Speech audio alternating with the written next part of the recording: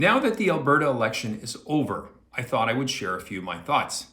Unofficial results from Elections Alberta show that the UCP has won 49 seats of the total 87 that were in play, giving it majority control, and the NDP won 38 seats, and the voter turnout was at 62%. So while on the surface that may seem like good news, behind the story, I think it tells a little different story. The UCP is down 11 seats prior to the dissolution of the legislature.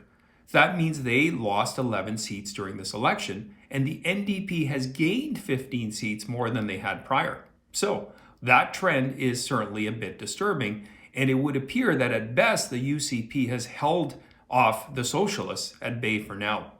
The UCP received 52.6% of the popular vote, down from its share of 54.9% in 2019.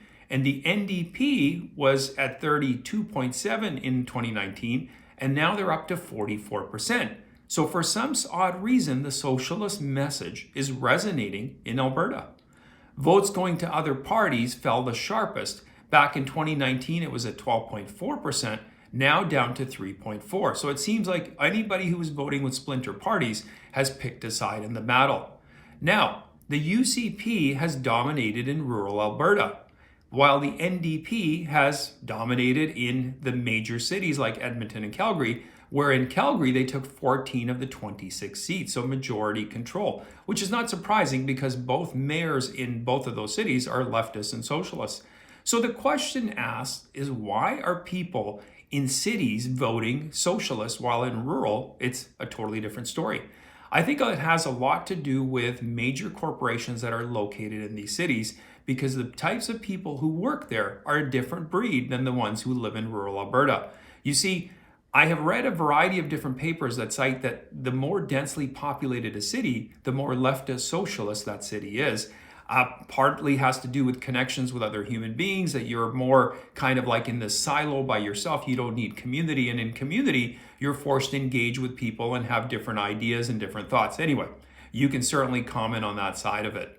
Now, there was a record turnout for pre-advanced polls. There was 755,840 Albertans who voted in advance, accounting for 42.9% of the total votes. Now, the other good news out of this election, I know there was a lot of fear of people figuring that electronic voting and everything else, that the election would somehow get stolen. Well, it appears it certainly hasn't, because the UCP has won. I would think that was the way it was going.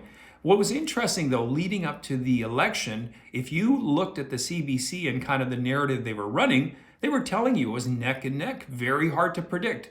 Now, I would think that a 44% to 52% popular vote isn't necessarily neck to neck.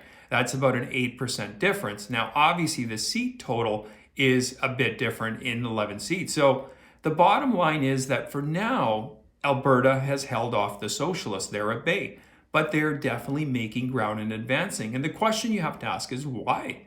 With all the insanity, with a province that is rich in energy and resources, why would they gravitate to that green climate message, that socialist, that LGBTQ, trans message? Why would they go for all of those things? You have to kind of wonder and ponder that, and I think smarter people than myself will come up with those answers.